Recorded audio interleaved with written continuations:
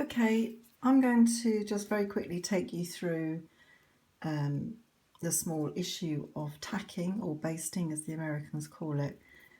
We use this stitch to hold together several layers of material, or very much so on quilting, because you have a lot of layers on there that you have just got to keep everything in place.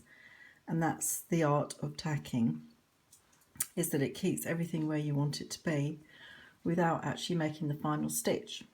So that means that if you're garment making, you can tack it and then fit the garment, and if it's not quite right you can adjust it, and you haven't got lots and lots of stitching to remove, you've just got this.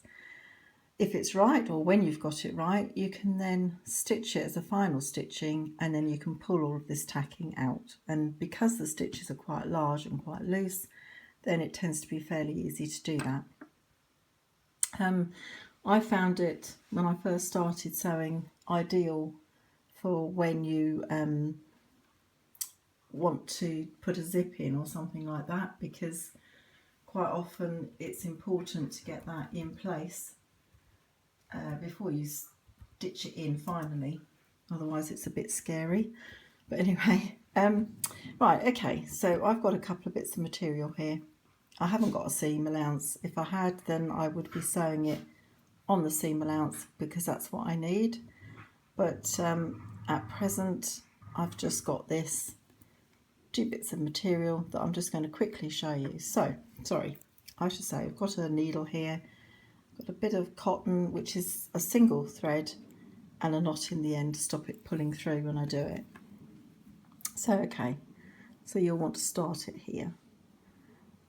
Normally I just pull the knot, make sure it doesn't come through the material. Sometimes if it's got a large weave it will pop through, so you need to make sure that you've got 2 or 3 knots on together. Now you're meant to sew in a fairly straight line. I'm not very good at that.